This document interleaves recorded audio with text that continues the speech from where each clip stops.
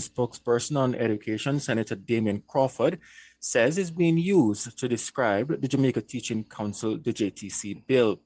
He made the claim at a PNP policy breakfast on Thursday. According to Senator Crawford, the Jamaica Teaching Council, JTC bill, is being termed the teachers' INDECOM because it's a widely held belief that the measures outlined in the proposed legislation are aimed at punishing teachers.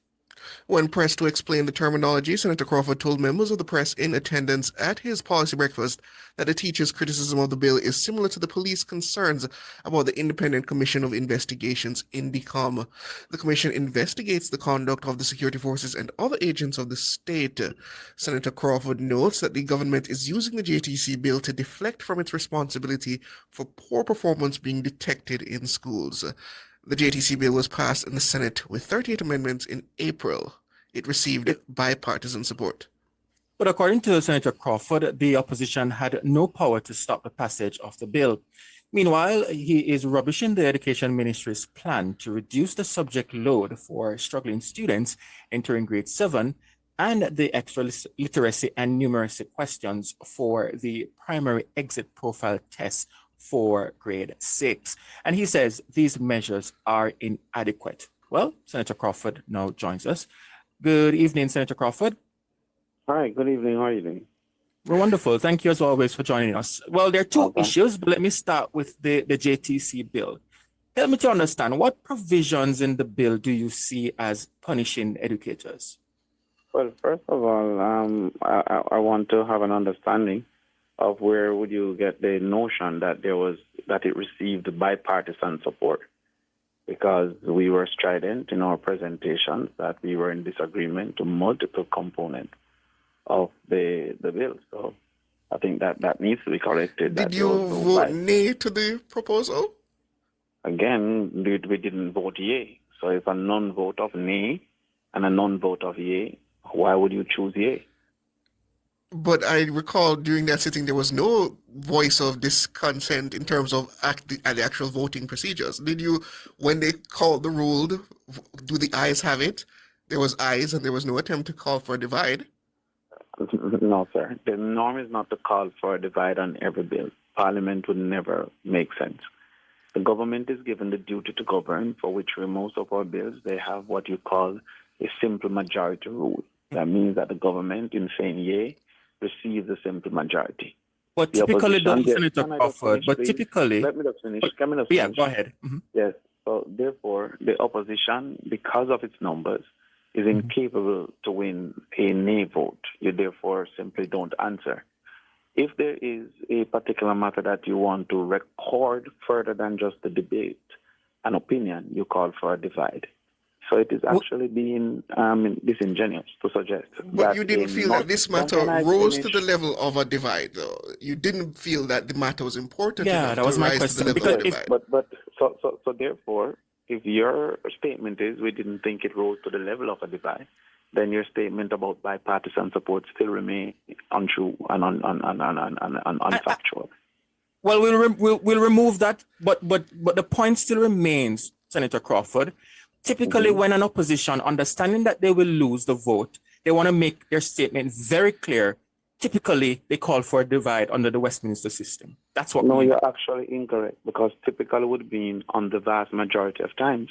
Yes, and that is correct. Yes, and most times, and we can go back and forth on it, Senator Crawford. No, we don't have to go back and forth. We can count how many times the opposition, having expressed this disagreement, have asked for a divide. It's very seldom that the opposition has asked for a divide.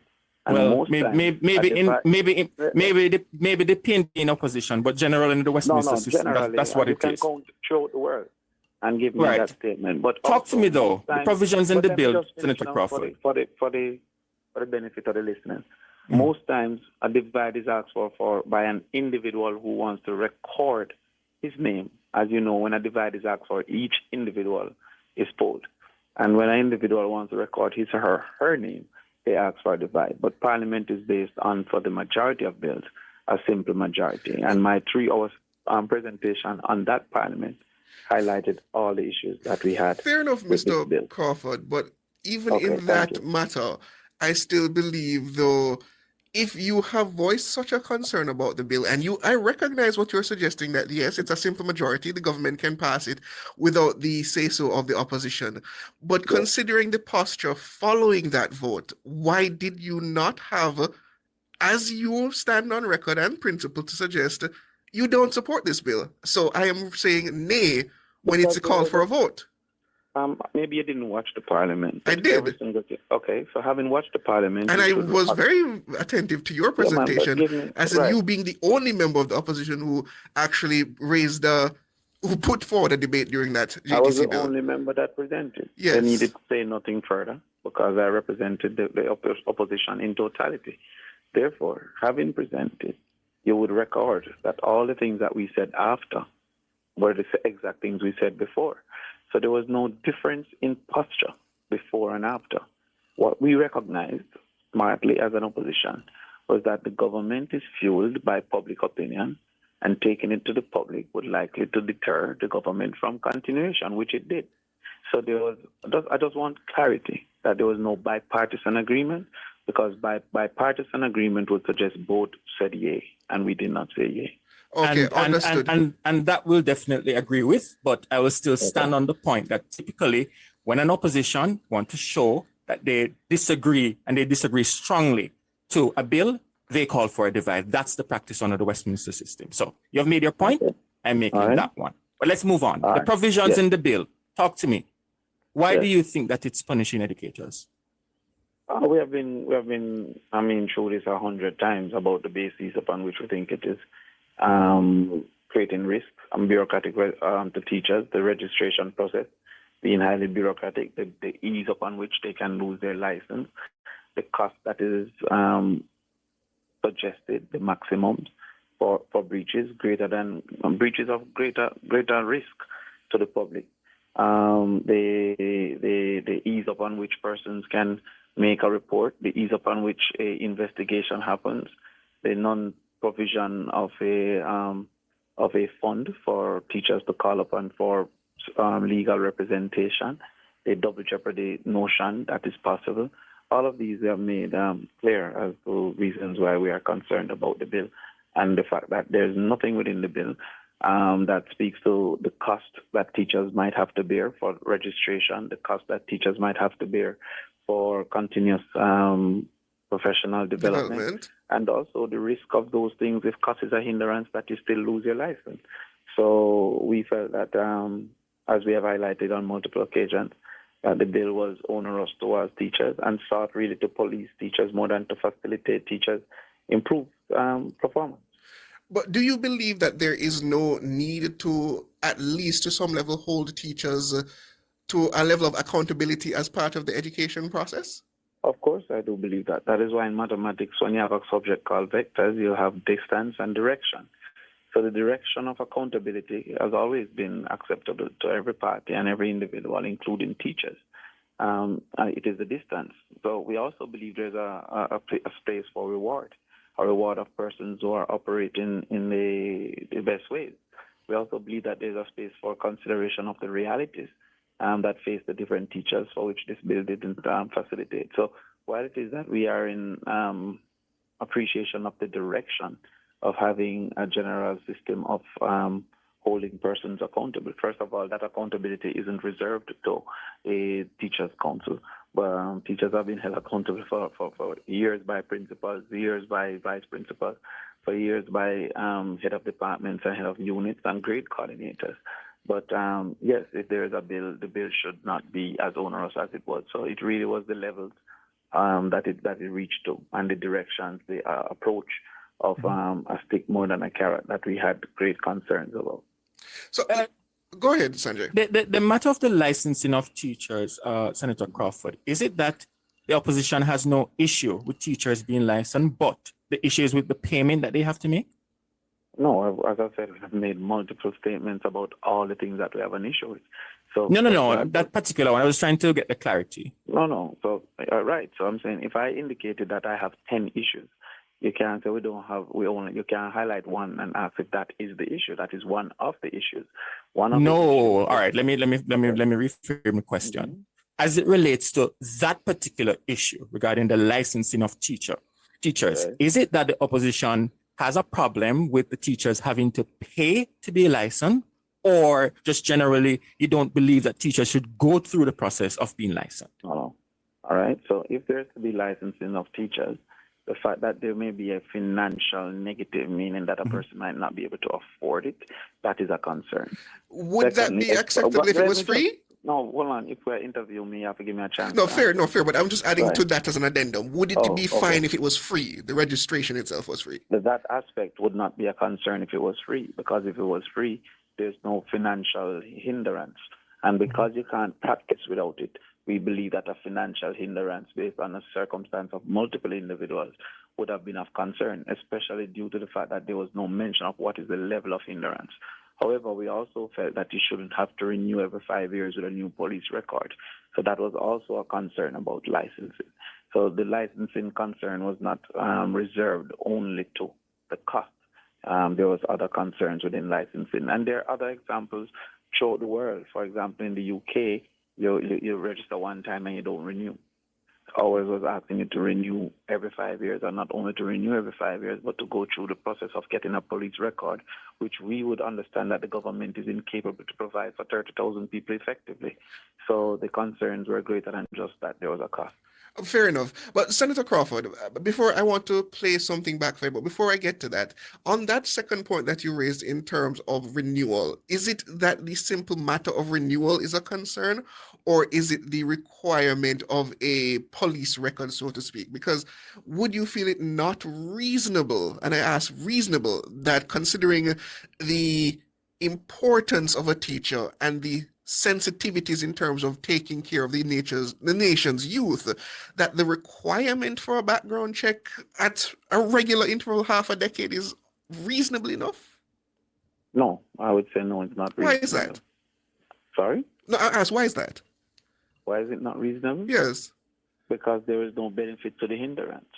Now, if it is that the bill suggests that a person would have to be reported, have they done any criminal activities, and the only way to get a police record is having not only been accused but also to have been convicted of a criminal activity, then to go forward every 5 years to get a police record is actually something that can be solved with simply connections with the police force by putting the TRN to the police force to send a report upon the persons automatically. So there are easier ways to satisfy that malady than to ask for a repeat. As I said, there are countries that have had a licensing system for multiple years. Okay, so it's not the check that you have a problem with. It's the process of going about getting the background check. It's not the check itself. I don't have a problem with background checks. Nobody can have a problem with background checks with children. I'm saying that if you have a system that indicates, first of all, your first application have to have the background check. There's no basis upon which your future applications need to have a similar background check. And if you don't need a similar background check, then the need for a continuous recertification or re-verification is removed, because that is the simple benefit that most believe comes from having a renewal. And I think that is why. But doesn't other professional groups require that process of renewal ever so often in terms of certification? Just as a professional standard, doctors go through it. I believe lawyers also go through it as well. And before you answer, Senator Crawford, and there are several other countries that require their teachers to renew every 5 years, some 3 years. You have New Zealand, which is every 3 years. South Africa, 3 years. United States, renewal every 5 years. Singapore, every 5 years. It's not unusual for it to happen. States, but as I said, I've indicated there are other countries that you don't need renewal. But you spoke to the fact about the doctors and the lawyers. There are two major differences that one must consider for those three types of professions. Doctors and lawyers, on multiple occasions, in fact, for a material number, operate under their own supervision. Teachers don't operate under their own supervision. Teachers answer to a board. Teachers answer to principals. Teachers answer to head of units, head of departments, and also grade coordinators. So therefore, that oversight is missing for doctors and lawyers. Secondly, the impact of the doctors and the lawyers is a risk to life and a risk to freedom. That's a greater risk than any other thing that exists. Therefore, the management of a... Can I just finish? No, fair enough. Sorry, go ahead. The management of a risk to freedom, liberty, and the management of a risk to life must be considered to be of a greater totem pole than the management of the education system, in particular because they operate under instructions directly from the Ministry of Education and under supervision from the school management system. But would you not consider, in terms of the future of the nation, as in the nation's youth and children, we should take the matter as seriously as we do in terms of professional conduct, as we do for lawyers and doctors? No, Senator because Crawford? you're asking a question that I wasn't speaking to. I'm putting it to you, though, based on what you've suggested. Would you not suggest that the nation's youth or children, the future of the nation, and or concerns raised about the standards of education as they stand now, would you not agree that we should take the matter as serious in terms of professional conduct as we would doctors and lawyers? The risks are different, so no, it cannot be taken similarly because the risks are different. The risk to life is greater than the risk to a teacher's incompetence. The risk to freedom is greater. Also, the lack of management, the self-management that exists between those professions don't exist with teachers. And so I would disagree with you that the risk is equal. And by extension, because I don't agree that the risk is equal, I don't believe they should be treated in the same way. Okay. But before we continue, Senator Crawford, I wanted to play this because this was from the former Education Minister, Ronald Thwaites, regarding the same JTC bill not too long ago. I wanted you to respond to what the former minister was suggesting. My view is we're spending enough on education. I'm following Professor Patterson in that regard, but we now have to look very, very clinically at what we're spending it on, and we have to have accountability. That is why I support the Jamaica Teaching Council bill. I take a position different from the party that I'm a member of in that regard. Because right now there's very little accountability in education. Unfortunately, that is so. It's a difficult thing. I think teachers need to be paid better, but I think they need to be held accountable more. What do you make of that assessment by the former minister? I make nothing of it. It's an opinion shared by an individual who have a right to an opinion. Therefore, Ronnie Thwaites have a right to his opinion, as do I. And I've stated my opinion, and the party has stated their opinion. One of the great things about the democratic process of the People's National Party is that we allow for difference in opinions. And if he's willing, he can always call, and he did call. We had a conversation. And we have institutions such as the NEC and the executive that we can have debates. So Ronnie, having had the experience, felt that we should move forward. But he then later wrote an article stating that he did think that they should come back to the drawing table and that the JTA in particular had reasonable concerns. So it's just his opinion, and I appreciate the fact that he has a right to that opinion. What that doesn't change is the fact that it is undefined as what competence to teach is. What that doesn't change is that the teacher can face up to $1 million in fines. What that doesn't change is that a teacher can be carried before the committee for things that they don't know how to define those things, including competence to teach and including the performance-based that can be based on the child's hungriness or the child's social condition. So I appreciate his right to an opinion. I accept that opinion, but I've also recognized that the government has basically withdraw the bill and have it carried forward. So maybe the government also agrees with the opposition. And that's what I would like to ask you there. As it stands, though, without further consultations, as the representative of the People's National Party in education, is it that the bill in itself is reprehensible to the party, or is it just a matter that it can be improved before we forward? The approach is reprehensible. The concept you keep in the bill and mentioning the concept. The concept of a Jamaica Teachers Council is fine and appreciated and accepted. The bill as is the approach, and that approach that seeks to act as if a teacher is the major reason for failing within the education system.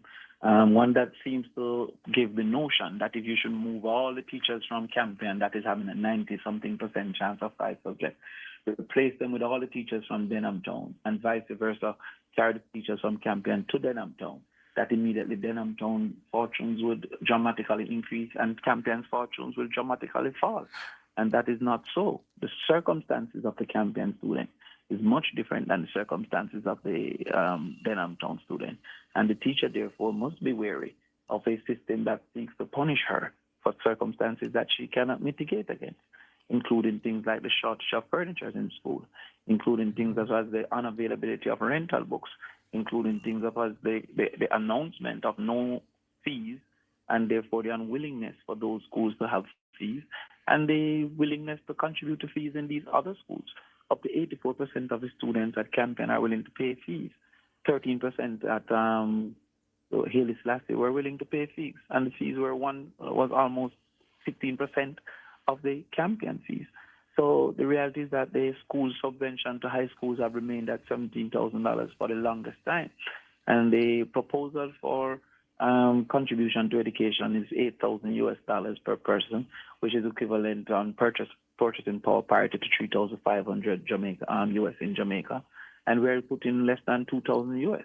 So those realities have impacted the teachers' ability to perform, and I think that those need to be fixed before we look at performance. It doesn't take away from the point, though, Senator Crawford, that yes, while those issues may exist within the system, there's also problems as it relates to professional misconduct, and there has to be a governing body that will ensure that there is, and they maintain professionalism and accountability within the teaching profession. Nothing is wrong with that. And we have all acknowledged that. What we have said is a method upon which you are seeking to do so. First of all, exaggerates the problem, because I don't know if you have a list of multiple teachers who have been in breach and have gotten away with that breach without intervention. It doesn't take away from the fact that there needs to be some, the system needs to be organized. Yes, but the gravity of the intervention also must mimic the gravity of the problem. So you can't seek to amputate every leg for a scrape. You must look at the fact that the leg must be amputated. The hammer that they've taken to this ants is too big of a hammer, because we don't have that major issue that you're speaking to. We have a major issue with a system, an education system, that has been ignored by the government. For the purpose of your listeners, I would like to remind you that in 2015, literacy was 84%. In 2024, literacy was 62%.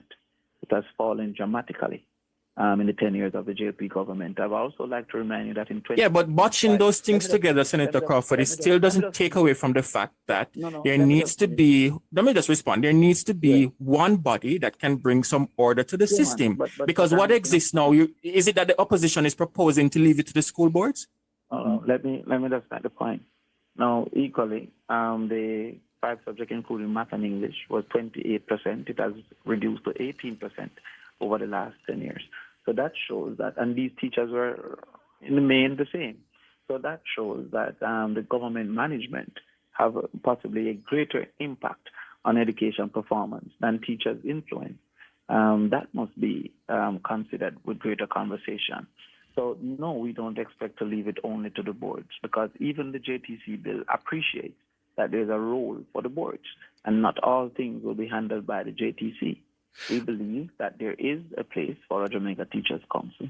What we're saying is the method that they took it as was one who saw the teachers as the enemy, and we believe that the teachers are the friends, and therefore it is to facilitate their performance, is to facilitate their intervention, more so than to punish them, and to punish them wisely when there might be no reason for punishment and unreasonable basis of punishment. But isn't that a bit hyperbolic, Senator Crawford, in two ways? Firstly, in what aspect does the JTC bill hold the members of the teachers to account for the outcomes in education in terms of how much someone scores in math and how much someone scores in English? I don't believe there's any mention of that in the JTC bill, beyond suggesting probably the call for a regular amount of certification and professional upstanding.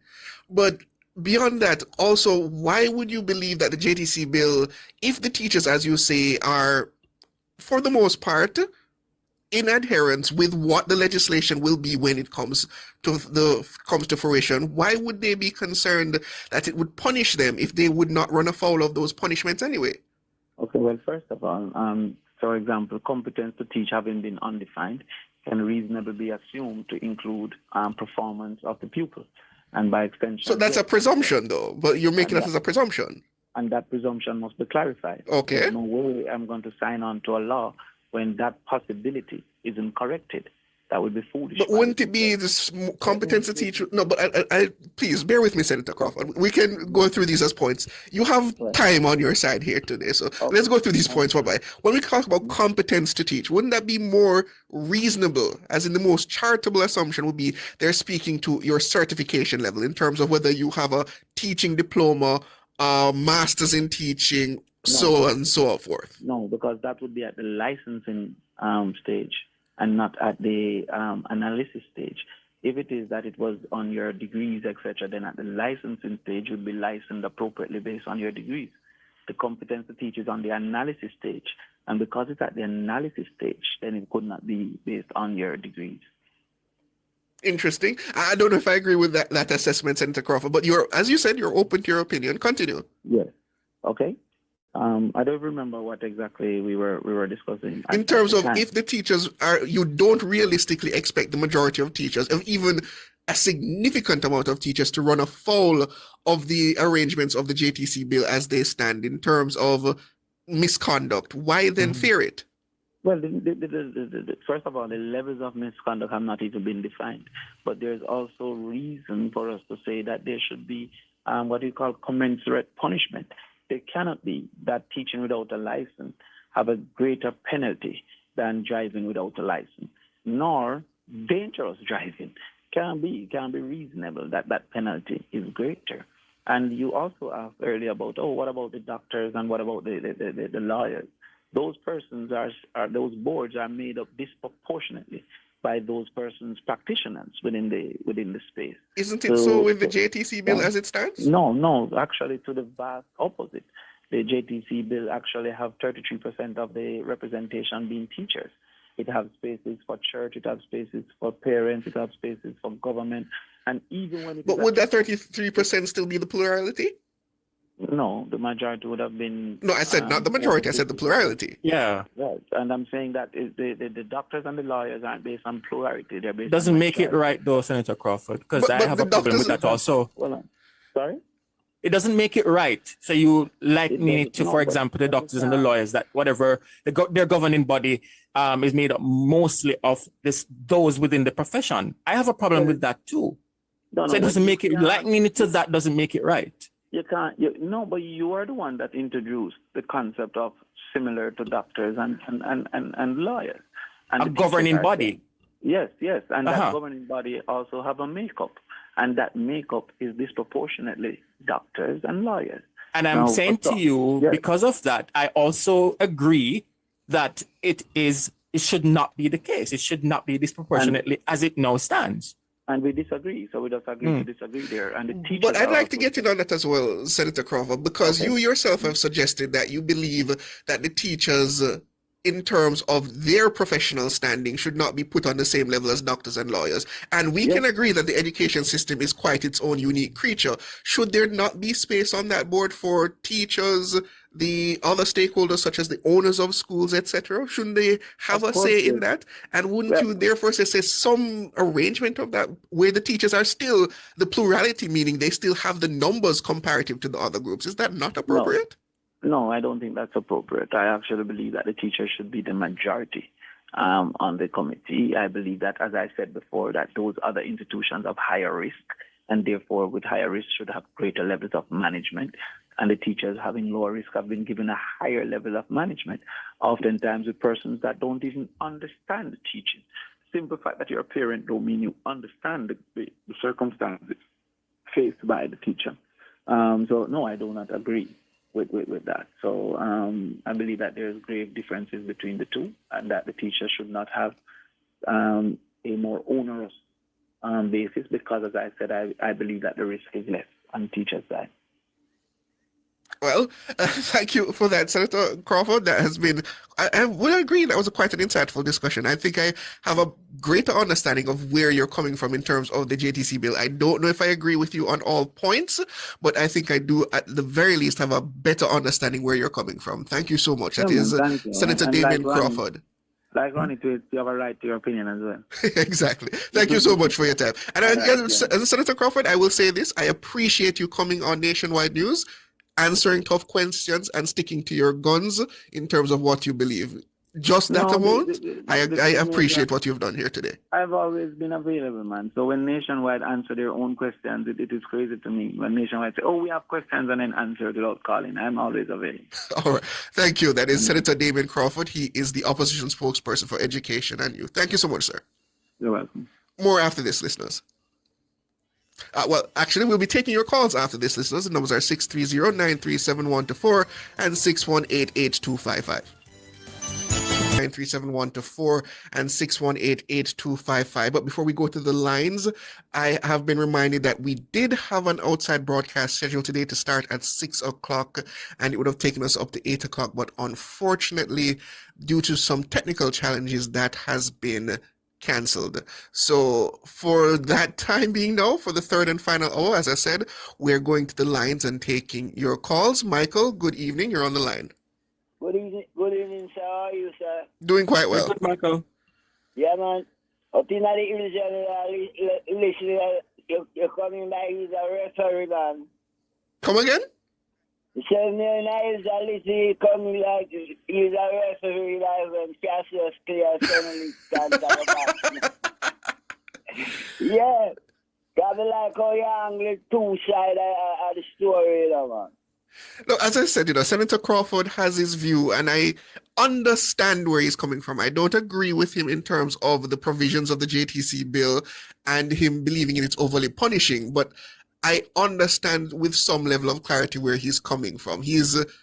And I've said this before, he is advocating for the teachers. I'm saying more, I'm advocating for the children in question and the youth of the nation. And I believe that in this discussion, their requirements and their needs should be foremost in all of those.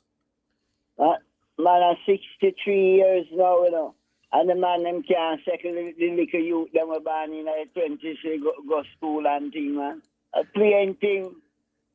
And I understand, Michael, but I think we have struggled to get this JTC bill over the final hurdle for the better part of 30 years. And at what point are we just going to say obstruction is being done for the sake of obstruction? You see, to me, the man them lazy both sides, man, and then don't do the work with it done. And that's why the country's the way back, you know. Agriculture and education should have been them being talking. All a man like me up in the bush, you know. You should have get on the farm worker them come in some farm come work on 6 hours so we can reach back like a Jamaica. Yeah. So they have to step up both sides of them, because 6 hours and a half a dozen of the other, you know. Because the worker, King George, they turn over to Queen Elizabeth, and things, she turned over to the King Charles, you know. All the crown land, them also almost there in the mountains here, you know. Our land, Her Majesty the Queen. All right, Michael. So how's the coffee farming going up there, Michael? You getting through? Say that again? How is the coffee farming going? You getting by? Yeah, man, but enough work here, right? That's why I know the price to raise not less than $20,000. So, if 9 years ago we get 15, 14,000 things, and then you're not gonna get that anymore, though. 3,000, and then it will take a couple years until them step up and come at $800. When I'm done, $90,000 and I'm done. When I'm give the $100 upon the $1,000, that time coffee done. All right, Michael. But at least you're getting by, Michael, and you're able to make your living and you're surviving, all right? Yeah, man, I survive by the time I'm slaves in the work in Babylon, man. And all the slaves them about the election between PNP and JLP. I don't want to hear one sound. Just be nice, because we all away one family. All right, Michael. Right. Thank you for the call. Siobhan, before we go to the other caller, I wanted to say something about the JTC, the JTC bill. One of the things that I've recognized is that teachers, they're of the belief that the JTC is, when it comes into being, it's really stripping them of the powers that they currently have. And I believe that's one of the things that they strongly oppose.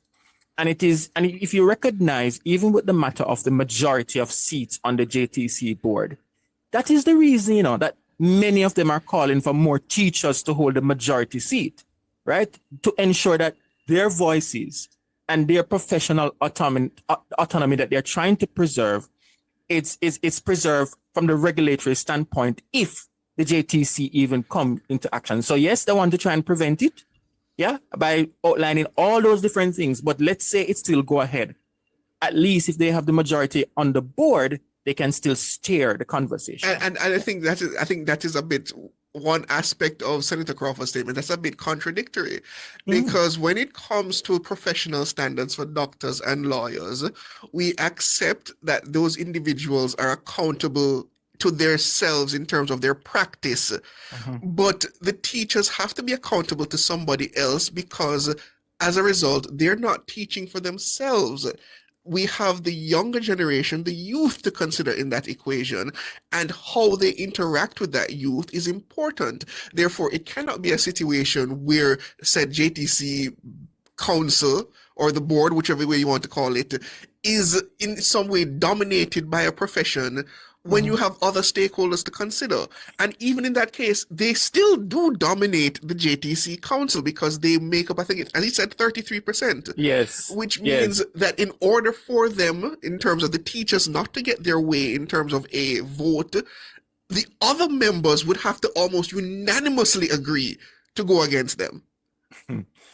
And then, you know, I think it's a little bit disingenuous to now speak about the resources within the schools. And when you match a champion against one of those other schools within the country, because... But even in that argument, Sanjay... You can't look at it in isolation. But even in that argument, Sanjay, are we suggesting that if we took some of the teachers who are up at an elite school like Campion and sent them to a school, even if it's an under-resourced school, we could not expect an improvement? I'm not saying that it will be night and day, but are we suggesting that because of the way, in terms of how teachers are pretty much beholden to themselves as to where they wish to work, because I don't believe you have the ability to say, well, Campion is well-resourced with teachers, we'd like some of your teachers to send them down X, Y, and Z. Do you believe in terms of that concentration, if we change the ability of teachers to an extent, be beholden to the education system as to its needs and requirements, that would not improve the education system? It would definitely improve the system. As you indicated, may not necessarily be in all cases night and day, but certainly we would see some improvement. Accountable to themselves, lawyers can do anything. No, that's not what I mean. I'm talking in terms of their practice, a lawyer's practice. He is accountable to how that practice is maintained in terms of the resources it's provided, the clients that they take on, etc., etc. Teachers do not have that same luxury. They report to, as Senator Crawford said, a school board. They to some level have an accountability to the Ministry of Education, etc. Lawyers and doctors only have an accountability to their professional standards and to their client base and themselves. I remember some lawyers are their own boss, you know, they run their own show. Precisely. Oliver, good evening. Rastafari live it, you know what I mean? Manners and respect me, general. Good evening, sir. Yes, you see when I listen to Mr. Crawford, boy, me scratch me head Rasta, because as a fellow Rasta, me not hear him defend education from the place where it be defend. And the youth them come first in education in a Rasta. You see, he look like he might defend those people who have an X that they can put beside the head. That's precisely what I put it, Oliver. I don't want to put such a cynical view in Damien Crawford's mouth, but in my opinion, that's how it comes down. Youth can't vote. Why do we need to advocate for them? They can't vote. Far right. What's the right, no general? My boss, I tell you, so when we are dealing with education, are the beneficiaries are the primary focus lead, and then we are dealing with the duty bearers who are the administrators afterwards. But when you check the education spending in the country, are one of the biggest budget, not true? No, outside of the Ministry of Finance, if you take the debt that we repay out of the equation, the education budget is the biggest. Rastafari. and What's the the right? proportion of that budget, 67 to 70%, is to pay teachers. All right, me general, you are see the thing, Rastafari. So if the teachers I get 67% of the budget for education, then Rasta we no must regulate and make sure so we set the system right. Accountability, family. How me sound? It's funny that I made that exact same argument not too long ago. I would say, if we look at it as a simple mathematical equation, if we are saying that accountability should be proportional to the amount of resources spent, the teachers would be the greatest stakeholders in terms of the amount of money spent on education. So they should really receive the greatest level of scrutiny. But obviously, there are other factors that have to be brought into consideration. But if we go on a pure mathematical equation, they would hold the brunt of the responsibility in terms of education spend. Rasta, the man, the Crawford, lose it as a man who has a Rastafari. Because Rasta believe in the future, the youth them represent that. Me general, the next thing me hear the man I say is that the people them want measure teacher performance based on student performance. I have followed this thing and I never hear that mentioned in far right. So I want to educate the high Rasta. He's saying that is covered under competency, but as I said, I think that is a very uncharitable interpretation of that statute to suggest that what we're saying is that if your class of students is getting D's when they should be getting B's or A's, that we're going to suggest that you be disbarred as a teacher. I don't believe there's any such intent within the JTC bill for that. Right. When you talk to competencies, we're talking about professional competencies.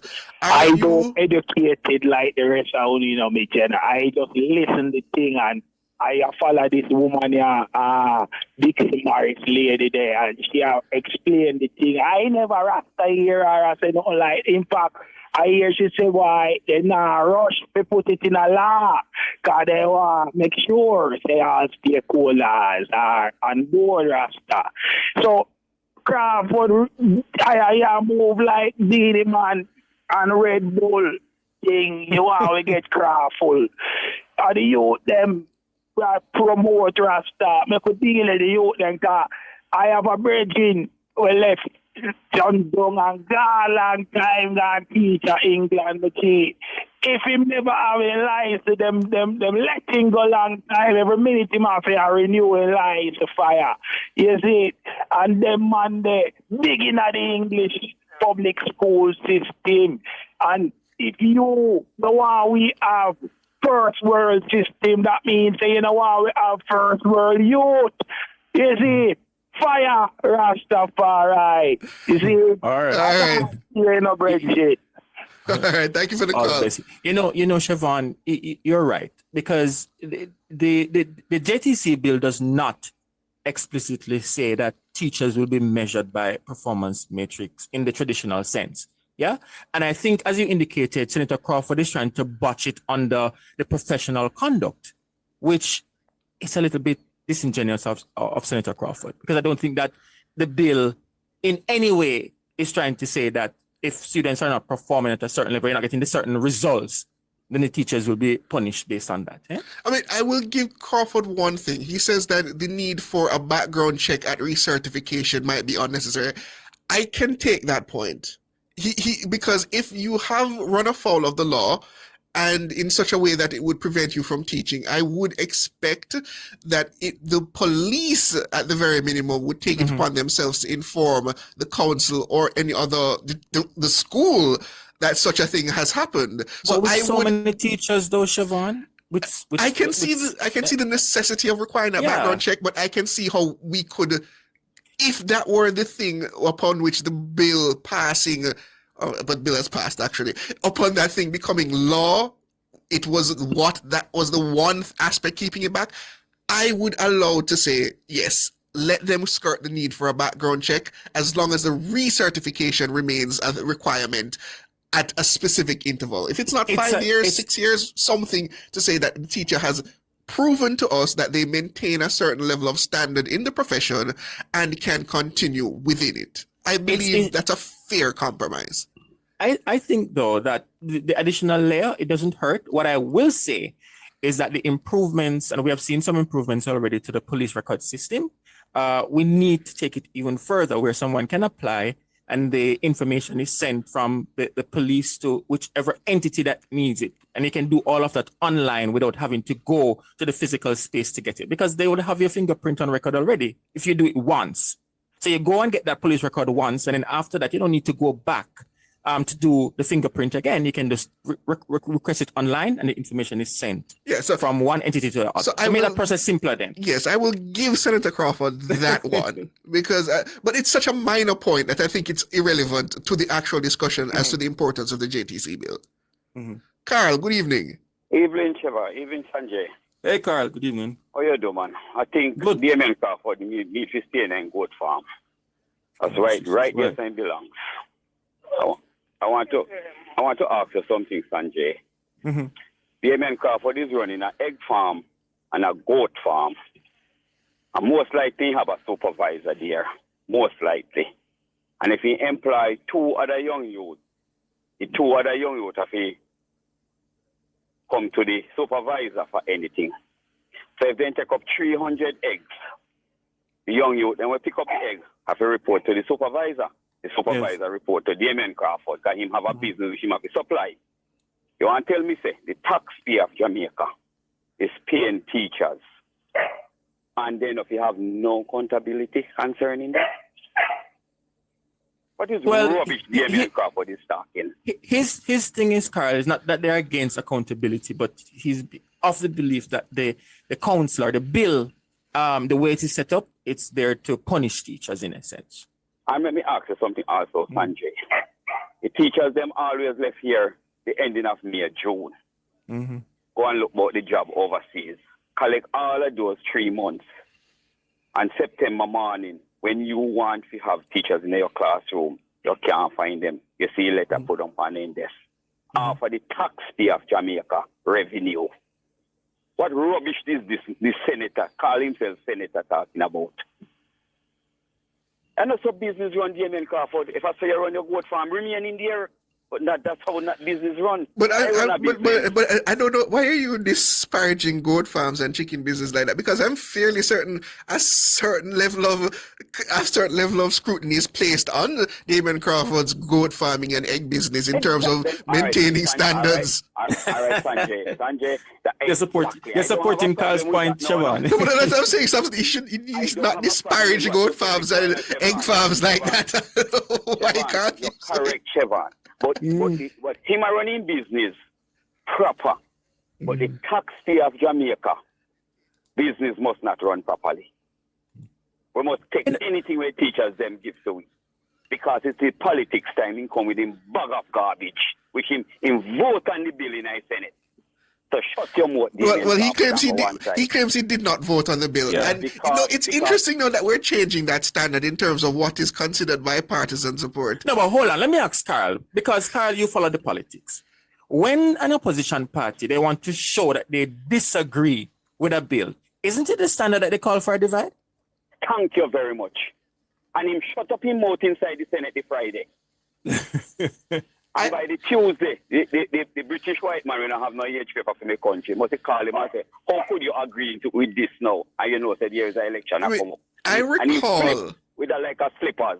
I recall, I believe it was the 2020 elections when they were certifying, well, not the 2020 election, when they were certifying the budget one of these years, and the opposition was vehemently against that budget. Even if they did not have any way of blocking the passing of that, they walked out and said they're not supporting it. Thank you. And him sit inside the Senate the Friday. And it's by the Tuesday, them a call press conference. Look, anybody that follow the Westminster system, you know that if you know you can't win, you can't win. But you want to show that you don't agree, you call for the divide. Sanjay, thank you very much, Sanjay. But you can't wait till you sit inside the Senate the Friday. And it's Tuesday you call a press conference. Yes, I'm idiot. that is in the Senate Friday, you must oppose it right there and say you not agree with it. No, he voiced his concerns. Now, I'm not going to suggest that Senator I Crawford didn't say did not stand up there and raise his concerns. But I am saying that when it came to the point of voting, when it came to asking for addendums to the bill, he did not voice any further attempts to say anything else. Until it Tuesday in final fault. And I mean, we're not suggesting that the senator or any member of the opposition, considering a vote required a simple majority, would have been able to stop the bill at that process. Clearly. But we're talking about the democratic process. You have an issue with something, you do at every corner, every turn, you say, I have an issue, please change this. During the debate, you put forward your position. When they were calling for passing the amendments to the bill, why didn't you say, no, sir, I want you to change this, I want you to change that, I want you to change this, for them to shoot you down there, and then you go to the part where they're saying, okay, let us vote on passing the legislation. You say, no, sir, I don't support this bill. That is my understanding. Make the country see, anyhow, Sanjay, I mean, I have no time much to wait with Damien Crawford now. A few days left or a few more weeks left. We'll get rid of them again. Anyhow, the Prime Minister said something in Westmoreland, or tomorrow Friday, we'll make about 2 Fridays ago. Those are progress for me. Prime Minister said all who owe land tax over $150,000, it will be, some of it will be written off, just like the amnesty, which the people them get for the water business. And him said it also for housing trust. Want to take you back now and ask you a few. Sanjay. Yes. You want to ask you a question. You know, me have to ask you a question. You know that. If we didn't have a good economy, could a government give up those things? No, absolutely not. So if me ask you now, Sanjay, if you're in a good job, where then give you all a car, then give you gas to run it, you get traveling allowance, all of those things, would you give it up to something which you don't know about? No, I wouldn't. All right. So it's a devil you know argument, Carl? Yeah, you know. Eh? But I have something for him, you know. Wait, make him go and finish the point, and then I have something to ask you. All right. So, Sanjay, yes. If the Jamaica people should have make a mistake and put hole in a pot, you will be buying a pussy in a bag. Well, you know, I've been very clear that the PNP is yet to articulate, if they become government, what exactly they will do. Because telling people that time come, well, certainly for me, I don't know for others, that is not enough, you know. But the question that I want to ask you, though, Carl, and Siobhan and I were discussing it yesterday, we understand the politics and how polarized it is. And you know you have the tribalists, those who outrightly, like yourself, support one party, the JLP, and you have others that support the PNP. The problem that we are having is you have a number of undecided voters who are just sitting on the fence and then not voting. And that may be the decider in the election, because if they decide to stay home, it's which party can really bring out their faithfuls to come out and vote. And but the JLP may be in trouble. Well, I am sure that I don't into no trouble. Somebody is into trouble, but not me. No. But this is the point, though, because traditionally we understand that. Well, yeah. So are you saying then, Sanjay, that when you look around the people who in Jamaica and see what is happening today, would you say much of them, not a lot of them, don't think for them oneself? No, I'm not saying that, you know. We're separating the tribalists. You know, people on both sides, regardless of what is happening, they're going to vote for their political party. Traditionally, we understand that the PNP, for a very long time, had more base supporters than the JLP. And we were seeing base numbers. No. Hold on. That's why I said traditionally, but we see that it's changing. Wait, no, Carl. That is not around again. No. That's what I'm saying. Traditionally, that has been the case, but we're seeing that it is changing, right? So I will accept that. Right. My problem is the undecided voters who them just say they're not voting. And I have a problem with that, because if you are so happy, as you indicated, you're in a job and you're getting all the things that you require, then why is it that you're not showing your support? That's a problem that I have. I have that problem also to Sanjay. And many times at evening time or even in the morning, I have to try to. I took a young guy from Maypen when last week was evening, and I was playing nationwide and listening to the young guy, and he understand a lot of things, and hear him give out a word. Boy, I don't care what happened now. Me now vote. You know, saying couldn't left out of my vehicle before me convince him. And that is the work that you guys have to do on the ground, you know? Let me not deal with politics. And I also asked my minister to go and see him. Anyhow, I asked him that most one man you come out and you can't get a vehicle to go to work and you didn't take any part into your politics, would you have anything to complain about? And he saying having fear. I said, that is not enough. That is not enough.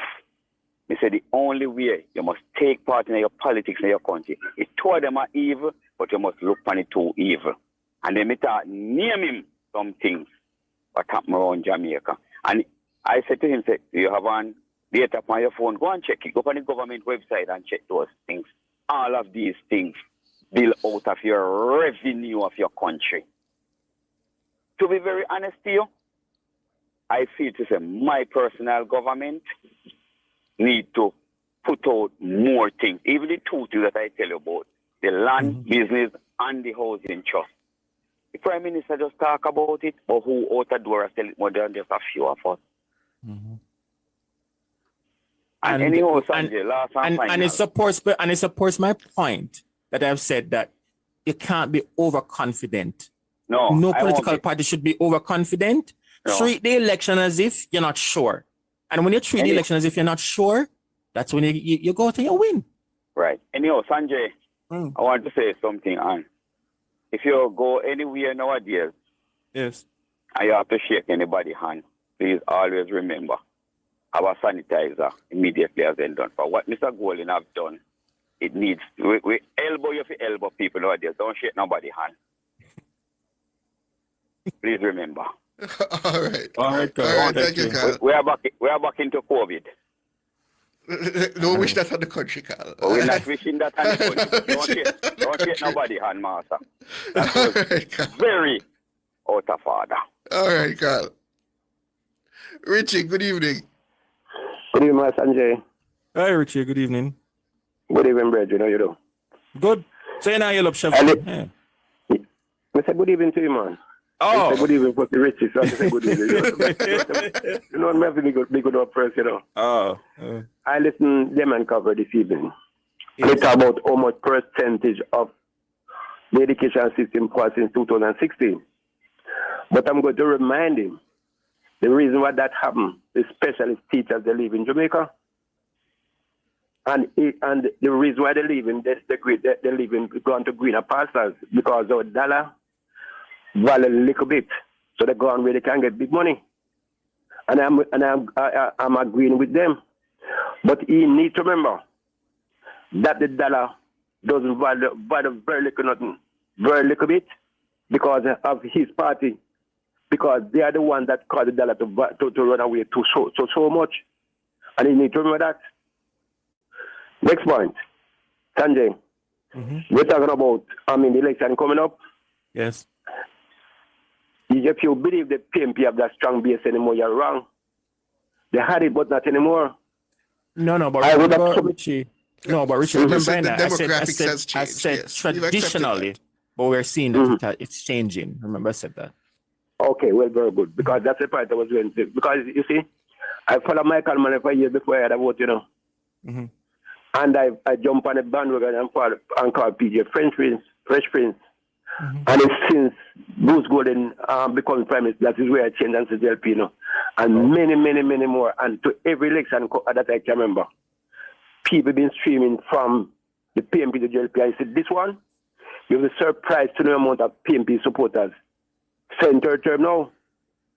I know some guys in my community, you know. I know a set of PMP supporters. They say it is Peter Bunting and Damien Crawford, not Peter Bunting and the General Secretary. When him again, they said that they are the ones who much of the party. You think they're going to vote?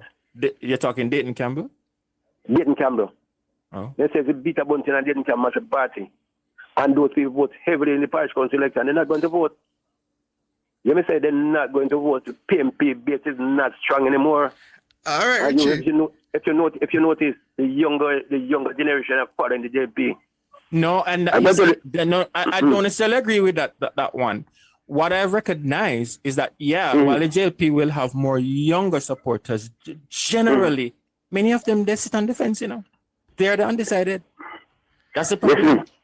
I used to teach at UCC. I used to do politics there. And when you walk in that class and you ask the students, young people, how many of you are registered to vote? Yeah, they put up their hands. How many of you use the voter's card just for identification? And most of their hands stay up. And they tell you they're not interested in the politics at all. And so tell me something and say that was when? This was I stopped teaching there maybe a year or two ago. Well, Richie, I can tell you this, I am registered up at the University of the West Indies. I'm taking law and governance just this last semester. And the amount of people who show an interest in the political situation in Jamaica, very limited to very few. Listen to me. And that is the future of the nation in terms of our future professionals. I'm going to tell you something. You see, back in PJ days, the PMP party make every effort to get the youngsters voting. I mean, enumerate. The JLP do it. They are doing it now. I can tell you they are doing it now. You know? All right, I'm not disagreeing with you. As I said, I don't know what the politics on the ground is. I can't speak to the remuneration efforts of the two parties. We will see when it comes to election day. We will see. And I'm saying the same thing also. The JLP is doing enough for people to see why they keep saying it. I'm going to tell you something again now. I have to charter a taxi the other day to take up some things, and I drive in it. Two guys was in it. The driver and next one. The driver should be in his 20s. The next man, it should be in his 50s. And they're talking politics. The driver said, my whole entire family, we have JLP supporters voting JLP. The next man said, my whole family is PMP, and I never vote yet. And I'll be on the third term because I see what Andrew Holness is doing to build by the country. This man was there. Have experience of what happened under PG administration. The people are streaming from PMP dangerous to the JLP this time because they see what Andrew Holness is carrying the country. I really want to see the data once we've had that election. And that's the next thing. Do we do exit polls in Jamaica in terms of getting to understand the demographics? I think it's something we need to remedy in the country. I would love to see the proper demographic of the voting base of the country come the end of the next election to see where the future of the country actually lies in terms of voting. I don't think we're doing that, and I think that's something that the ECJ should be given a budget to do, regardless of whichever political party is in power. They should be given a budget to do the proper exit poll demographics of the country. And I'm going to tell you something for last. You see, in Jamaica, we vote mainly for prime ministers more than MP. And if an MP is not even doing enough, they will vote for Andrew Holness. That will help the MP. And that is one of the big reasons why you see the election will be easily win by JLP. Third term. All right, Richie. I hope for your party that you're still doing what you need to do on the ground and you're not going into this believing that you're easily going to get 50 seats. Shaban. Yes? I'm not a JLP supporter now. Okay, no, so you're just a JLP voter. I am a Jamaican. I'm looking. And you just voted JLP. But still, you see the Holness administration going into a third term, right? Of course, easily too. So, are you doing what you need to do as part of your belief that they should get a third term to convince those around you? I'm going to tell you something again. You know, I get a vote for Mr.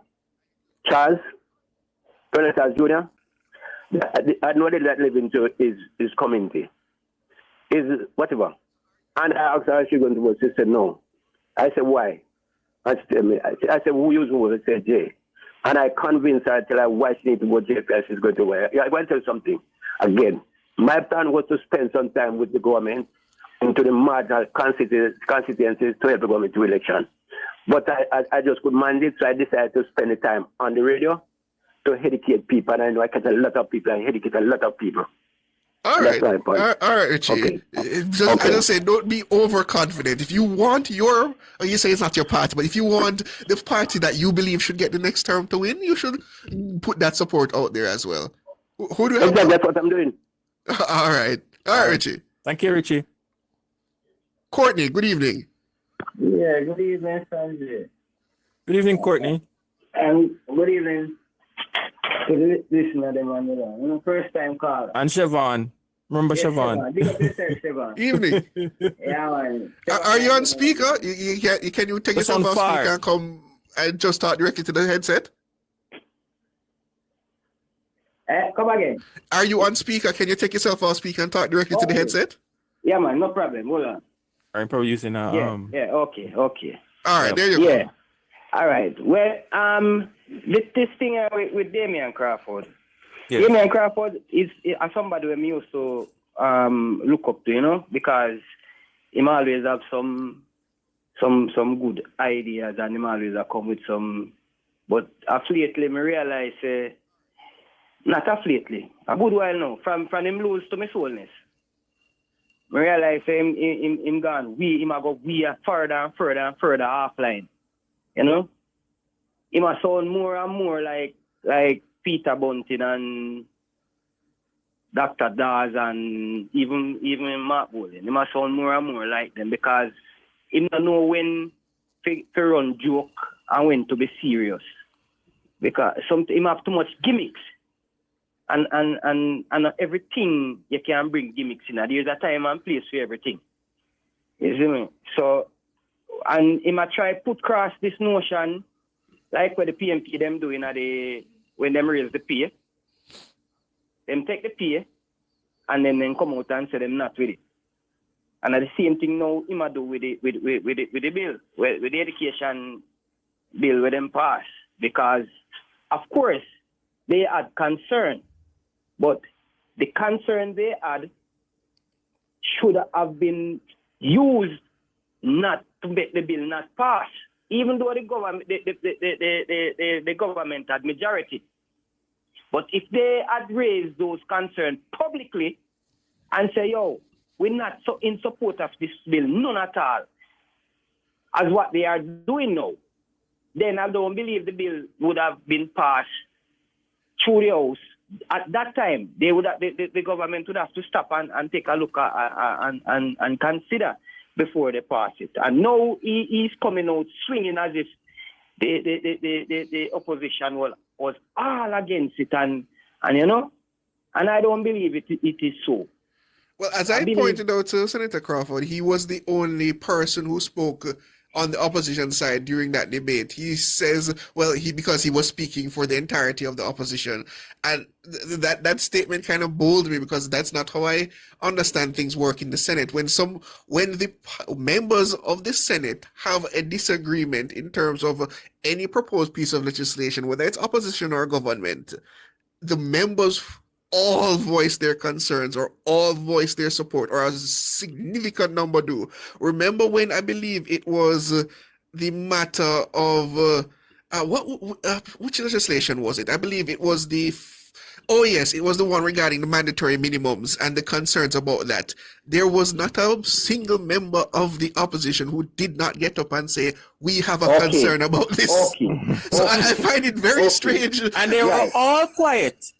Damian Crawford was the only one that spoke in the Senate, and then now he's coming out as if and behaving as if everybody did get up and say something, and didn't. But because he says he said that he was speaking for everyone that was there. But that's not the purpose of the Senate. That's not how the Senate is designed. I know. But I agree with you, but I was just saying what he said. The teachers obviously have a problem with it. So they, upon recognizing that the teachers have a big problem with it, they are jumping on the bandwagon with the teachers now as if they were opposing it from the beginning. But the teachers will perpetually have a problem with it just on the basis of what it is. Yes. And I believe that's not how we should be governing. No, and I believe Senator Dixon said, When yes, when there are Reverend things Thwaites in was the there one to putting be- forward that JTC bill, the teachers had a problem with it as well. okay.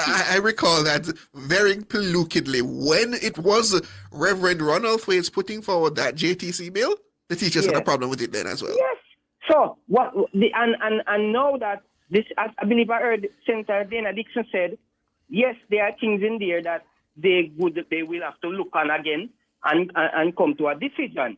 And this is the way to go, because I mean the teachers, and she said the bill should have been passed by successful governments who didn't. So 30 now years this in the government making. is trying to do so. I don't see why the senator, I don't see why Mr. Crawford is coming out now, swinging as if they had done anything better before. As I said, Carlo, we have to just recognize the reality. And I don't want to be cynical about this because I hate cynical views of the country, but it just comes down to where they expect votes to come when election is called later this year. And it certainly is not going to come from the youth. No. It's not going to, they don't expect it to come from the average parent or the average person. They expect that, considering the garrison JTA base that it is, where they can count that they will vote come election day, they are supporting that garrison. Look, what is important, well, let me not say that way. The PNP, they know that the Jamaica Teachers Association is a powerful union, yeah? Yeah. And yes. I will say that they have taken a political risk to not support the bill because they will use it now as a political machinery, so to speak, to gain votes. Yes. But what I will say is there are certain pieces of legislation that requires bipartisan support, to ensure the national buy-in and the long-term success of the bill. And I think the JTC bill is one example. It is clear, as Siobhan indicated, that many teachers will not support this bill. Right. Yeah, because you're taking away certain powers. Right. But that is where we need political maturity from the government and the opposition to move this forward.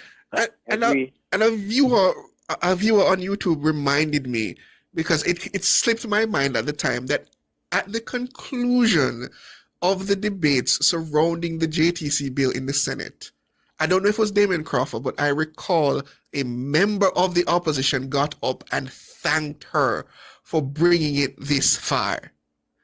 So it really it comes to your mind now as to where we are going in terms of our disingenuous nature when we attack certain things. Exactly. And I hear you guys speaking about the ones sitting on the fence, the undecided on the fence. No, it is. I always say this thing, I am not going to sit idle by and let nobody determine my future for me. I determine. I agree with you exactly. Let it be that the way I voted, it didn't turn out my way.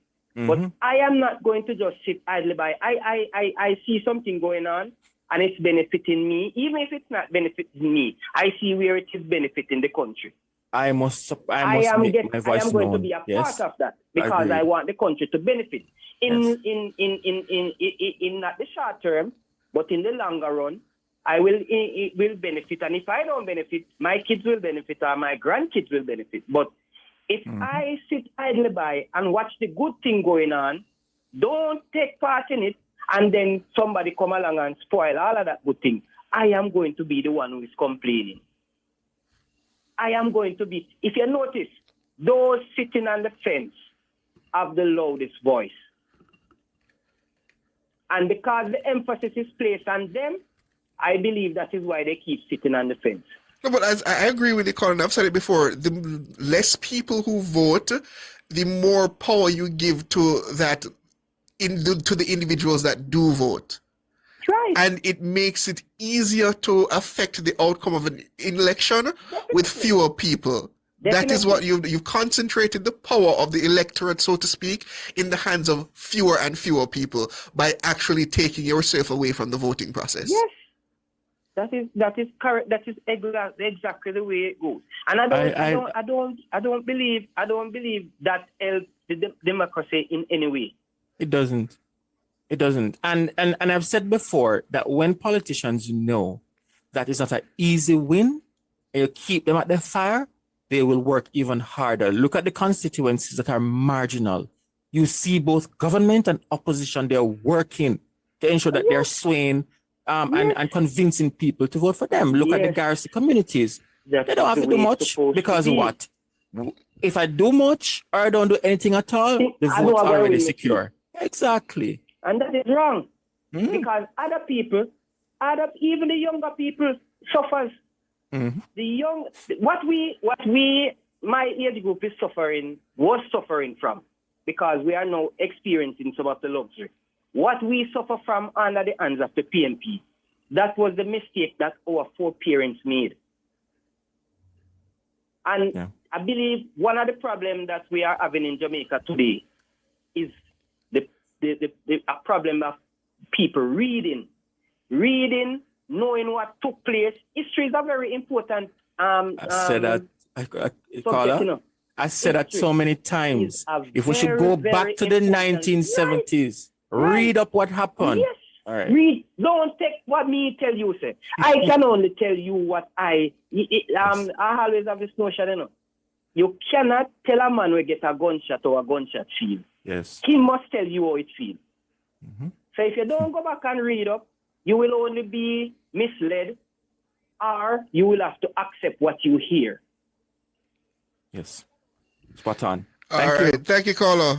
Unfortunately, that's where we have to wrap it up, listeners. And YouTubers, again, specific thanks to the YouTubers, again, proving you're one of the most intellectual audiences in Jamaica. Thank you all for your contributions. Thank you to our super producer, Dana Davey. Thank you to our technical operator, Andrew the Glen Boogs Anderson, as well as my compatriots in the news and production department, led by the very, very capable Cara Powell. I'm Siobhan Campbell. My name is Sanjay. I don't see Marigold in the chat today. My bad. I'm seeing her now. You can't have a count of Marigold. Right? Have yourself, listeners, a wonderful weekend. Goodbye.